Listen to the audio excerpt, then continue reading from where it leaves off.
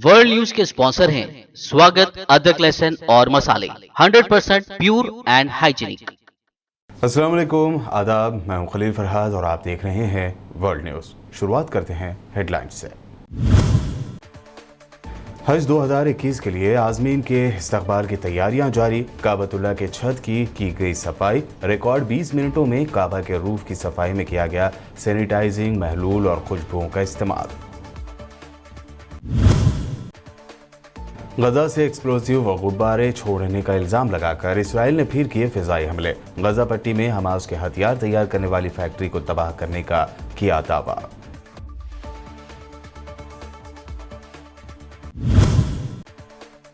Philippine का एक फौजी तैयारा जुनूबी इलाके में गिरकर हुआ तबाह। 92 फौजी अहलकार थे सवार, 40 फौजी करिश्माती तौर पर रहे महफूज। अब तक 17 फौजियों की निकाली गई नाशें।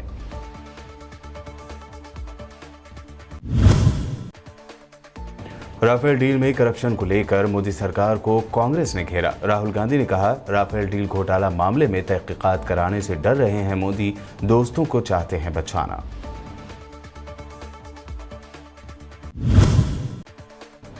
भारत में कोरोना का कहर हुआ कम, लेकिन साइंसदानों ने थर्ड वेव को लेकर दी वार्निंग। अब कहा, गाइडलाइंस पर अभी से नहीं किया गया अमल तो अक्टूबर और नवंबर के महीनों में कोरोना थर्ड वेव साबित होगा बेहद खतरनाक। राजधानी दिल्ली में कोरोना की बढ़ती रफ्तार पर लगा ब्रेक तो केजरीवाल हुकूमत ने किया अनलॉक 6। कल पीर से खोल दिए जाएंगे स्टेडियम और स्पोर्ट्स कॉम्प्लेक्स, बंद ही रहेंगे थिएटर्स और मल्टीप्लेक्स।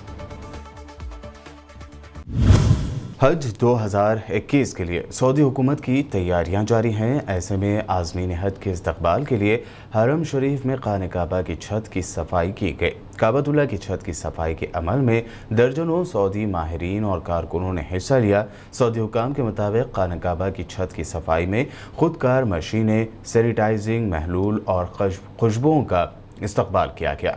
इस साल सफाई महज 20 मिनट के अंदर मुकम्मल की गई, जो एक रिकॉर्ड है। इससे पहले पिछले साल सफाई का अमल 40 मिनट के अंदर मुकम्मल किया गया था।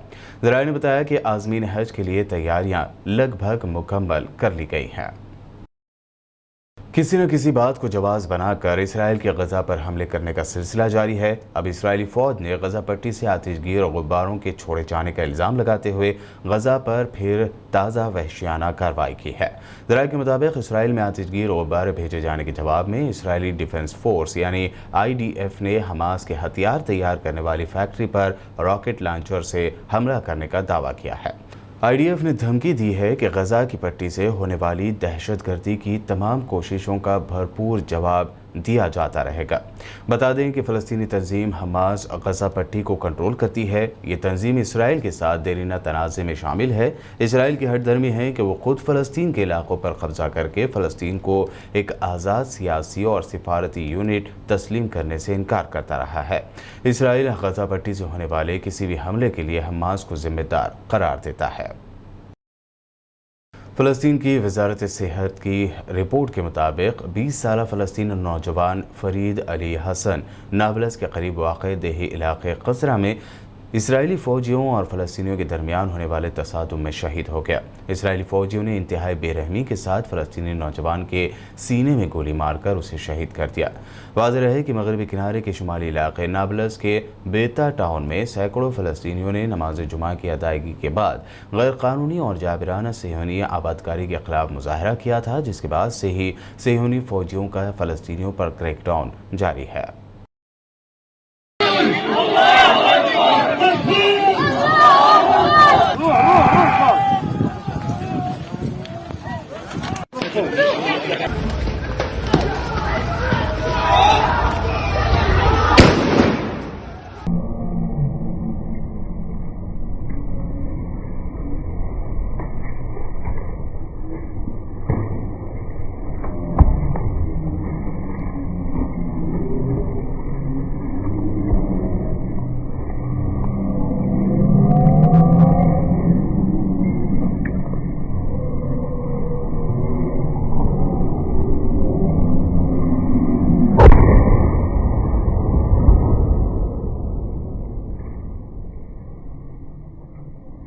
Alhamdulillahi Rabbil Alameen.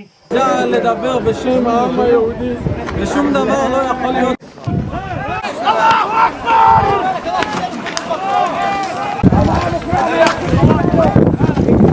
फ़लस्तीन के वेस्ट बैंक में एक मरतबा फिर हज़ारों अफराद ने फ़लस्तीनी सदर महमूद अब्बास के ख़िलाफ़ प्रोटेस्ट किया है। मुजाहिरीन महमूद अब्बास के इस्तीफ़े की मांग कर रहे थे। रमल्ला में इन मुजाहिरों का आगाज़ फ़लस्तीनी हुकूमत के मारूफ नाक़िद निसार बनात की हलाकत के बाद हुआ है।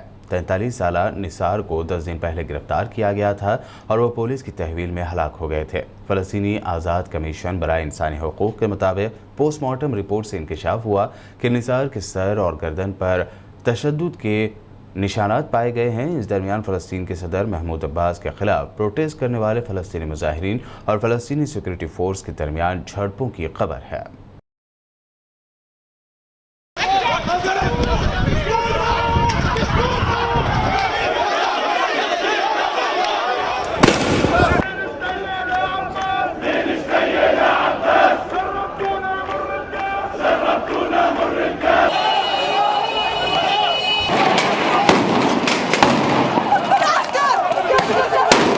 इसराइली मीडिया के मुताबिक फ़ौज इस बात की छानबीन कर रही है कि क्या इसराइली कार्गो जहाज़ पर हमला ईरानी फोर्सेस ने किया था। इसराइली मीडिया ने फ़ौजी ज़राए के हवाले से बताया है कि जहाज़ का अमला महफूज है और जहाज़ को कोई बड़ा नुकसान नहीं पहुंचा। इससे पहले ईरानी हिमायत याफ्ता लबनानी टेलीविज़न अल मयादीन ने रिपोर्ट जारी की थी कि बहर हिंद में इसराइल के एक बहरी जहाज़ को नामालूम हथियार के ज़रिए निशाना बनाया गया है।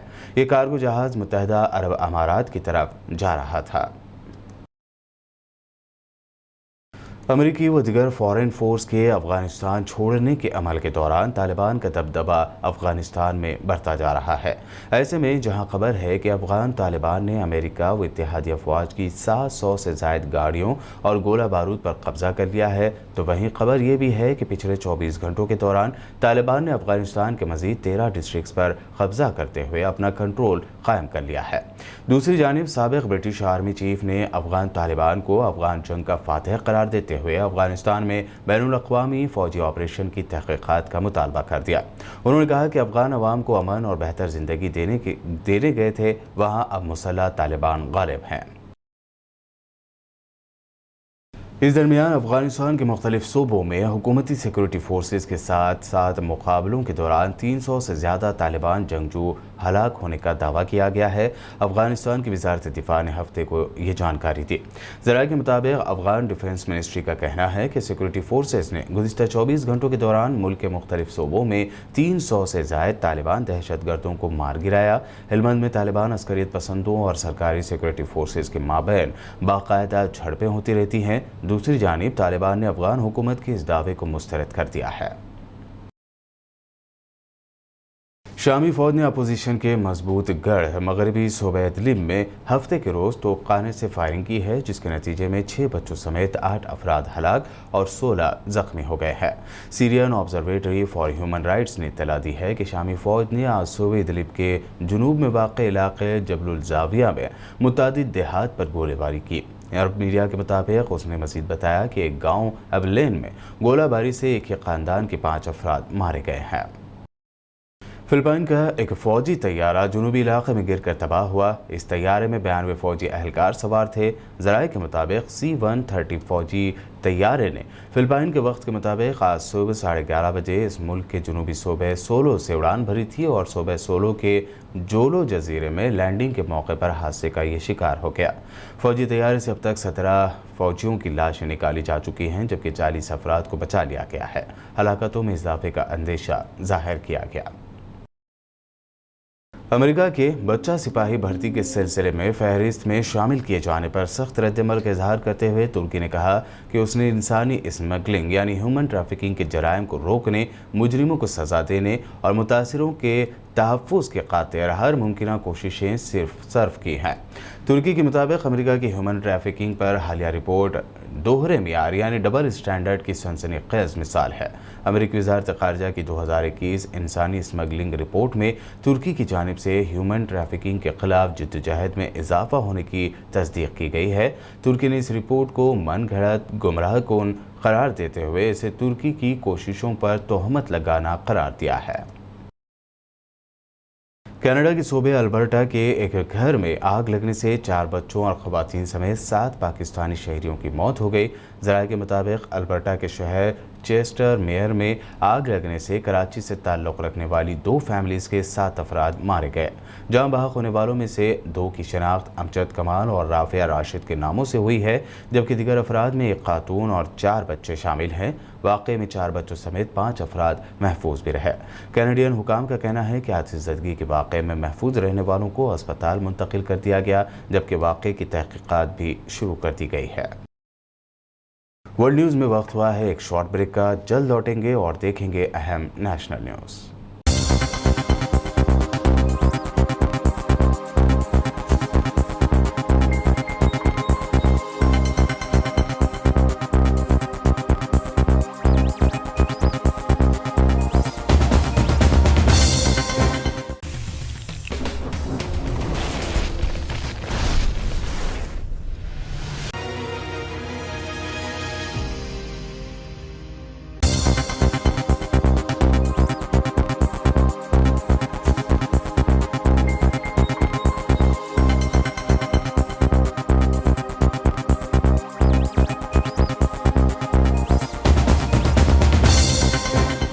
ब्रेक के बाद आपका दोबारा खैर मकदम है। आइए अब देखते हैं अहम national news. Congress leader Rahul Gandhi ने कहा है कि राफेल डील में बहुत बड़ा घोटाला हुआ है, लेकिन वज़ीर आज़म नरेंद्र मोदी जुर्म साबित होने के खौफ से इस पूरे मामले की ज्वाइंट पार्लिमानी कमेटी यानी JPC से तहक़ीक़ात कराने से कतरा रहे हैं।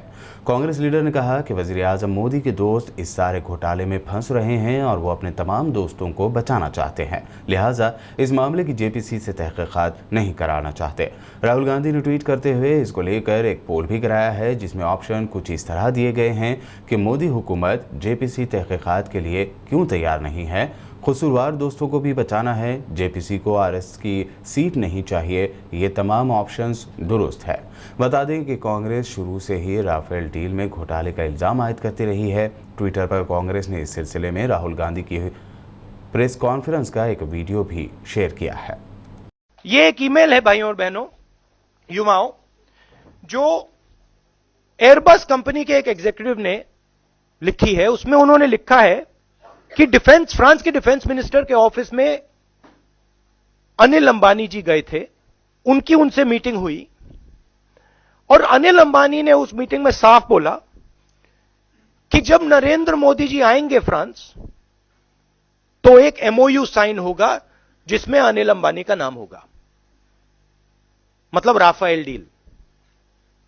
Couple of questions arise.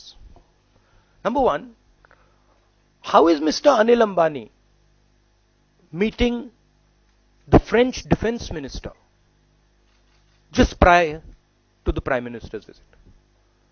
Second and most important question, Foreign Secretary is saying, in terms of Rafale, my understanding is that there are discussions underway between the French company, our Ministry of Defense, the HAL, which is involved in this. These are ongoing discussions.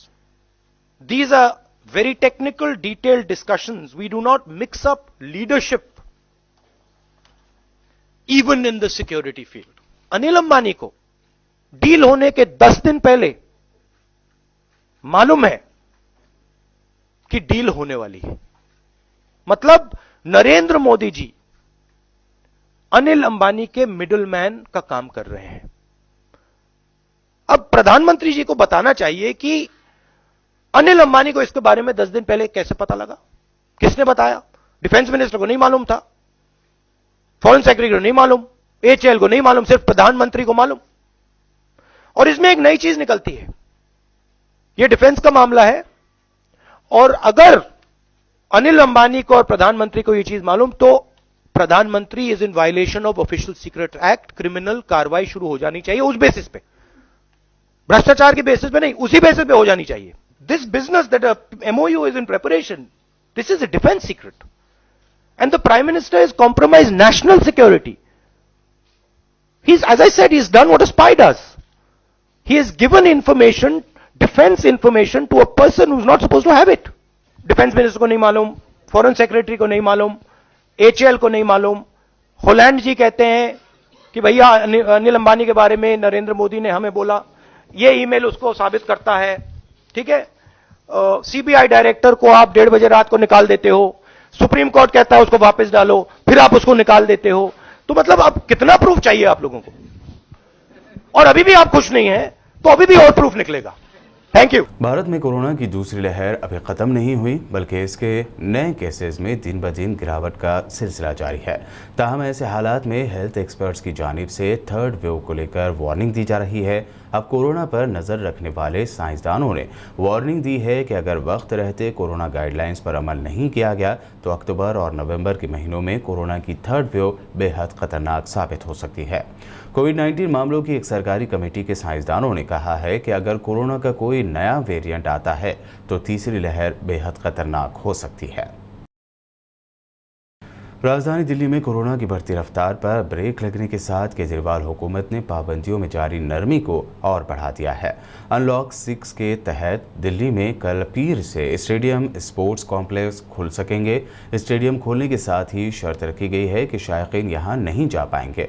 Delhi हुकूमत ने इसके लिए हुक्म भी जारी कर दिया है। इससे पहले दिल्ली में स्टेडियम या स्पोर्ट्स कॉम्प्लेक्स खोलने की इजाज़त सिर्फ ट्रेनिंग के लिए थे। दूसरी तरफ अनलॉक के अमल में थिएटर्स और मल्टीप्लेक्स को भी राहत मिलने की उम्मीद थी, ताहम दिल्ली हुकूमत ने उन्हें बंद ही रखने का फैसला लिया है। अनलॉक 6 के तहत दी गई छूट पर अमल कल पीर की सुबह 5 बजे से शुरू होगा। आम आदमी पार्टी लीडर संजय सिंह ने उत्तर प्रदेश की योगी सरकार पर कोरोना के दौर में बड़ा घोटाला करने का इल्ज़ाम लगाते हुए चंद दस्तावेजात पेश किए हैं। संजय सिंह ने इन दस्तावेजों के जरिए दावा किया है कि योगी सरकार ने मेडिकल इक्विपमेंट बाजार में मिलने वाली कीमतों के मुकाबले 3 से 4 गुना ज़्यादा पैसे देकर खरीदे हैं। आज जो मैं आपको के सामने सच रखने जा रहा हूं, ये आदित्यनाथ सरकार के भ्रष्टाचार के एक काले चेहरे को उजागर करता है और ये साबित करता है कि संवेदनहीनता की पराकाष्ठा क्या हो सकती है।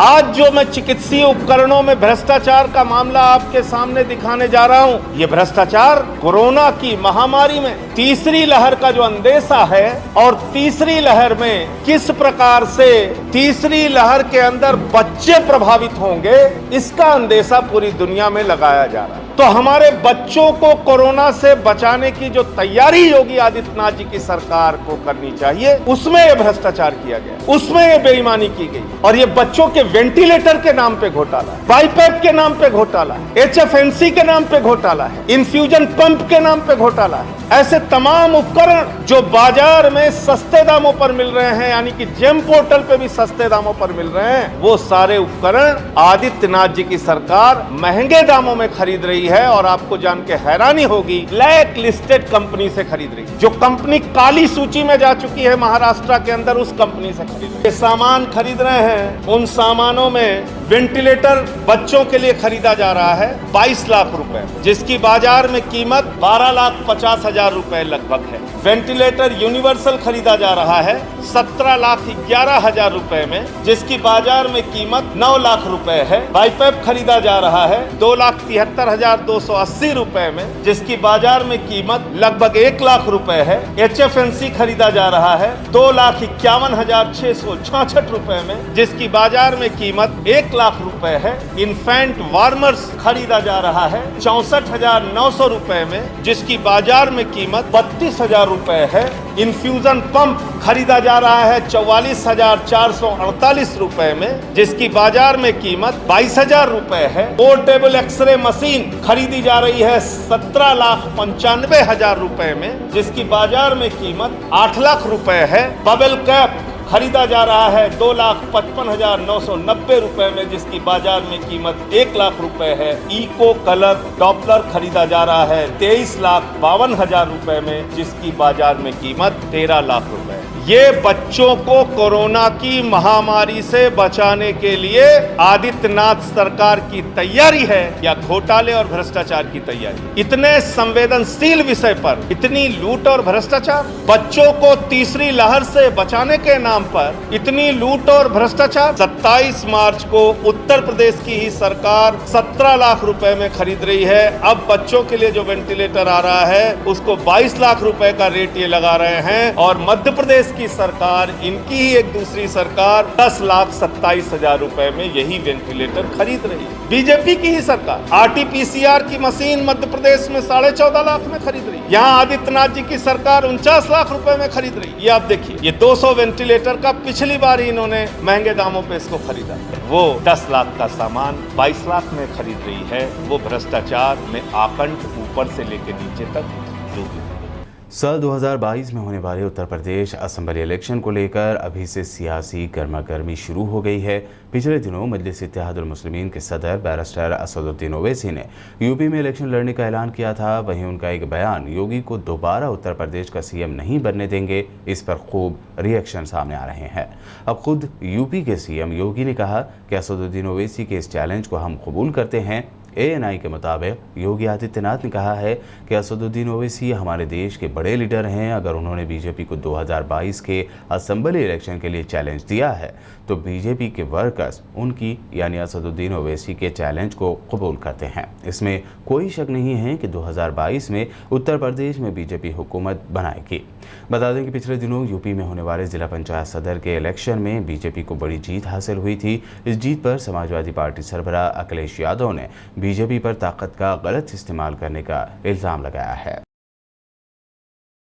जूनियर पहलवान सागर राणा के कत्ल केस के मुलजिम ओलंपियन पहलवान सुशील कुमार ने तिहाड़ जेल मैनेजमेंट से टीवी की डिमांड की है। सुशील कुमार ने तिहाड़ जेल मैनेजमेंट को लेटर लिखकर कहा है कि वो अपनी जेल में इसलिए टीवी चाहते हैं ताकि मुल्क व बैरून मुल्क में क्या चल रहा है वो सब टीवी पर देख सकें, खासकर कुश्ती के बारे में। इसलिए सुशील कुमार ने लेटर लिखकर तिहाड़ जेल इंतजामिया से टीवी देने की अपील की है। बता दें कि सुशील कुमार तिहाड़ के जेल के नंबर 2 के एक हाई सिक्योरिटी सेल में कैद है। फिलहाल सुशील कुमार को सेल मैनुअल के मुताबिक न्यूज़पेपर मुहैया करवाया जा रहा है।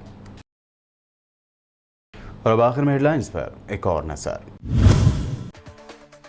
हज 2021 के लिए आज़मीन के इस्तकबाल की तैयारियां जारी। काबतुल्लाह के छत की गई सफाई। रिकॉर्ड 20 मिनटों में काबा के रूफ की सफाई में किया गया सैनिटाइजिंग, महलूल और खुशबुओं का इस्तेमाल। गजा से एक्सप्लोसिव व गुब्बारे छोड़ने का इल्जाम लगाकर इसराइल ने फिर किए फिजाई हमले। गजा पट्टी में हमास के हथियार तैयार करने वाली फैक्ट्री को तबाह करने का किया दावा।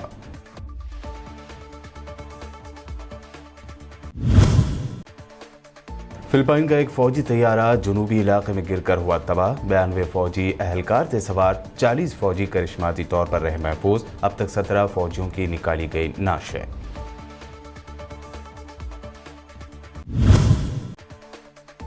राफेल डील में करप्शन को लेकर मोदी सरकार को कांग्रेस ने घेरा। राहुल गांधी ने कहा, राफेल डील घोटाला मामले में तहकीकात कराने से डर रहे हैं मोदी, दोस्तों को चाहते हैं बचाना।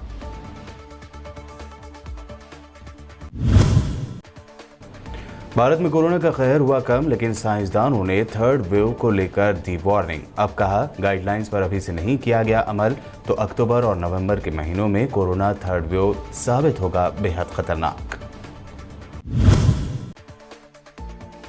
राजधानी दिल्ली में कोरोना की बढ़ती रफ्तार पर लगा ब्रेक तो केजरीवाल हुकूमत ने किया अनलॉक 6। कल पीर से खोल दिए जाएंगे स्टेडियम और स्पोर्ट्स कॉम्प्लेक्स, बंद ही रहेंगे थिएटर्स और मल्टीप्लेक्स।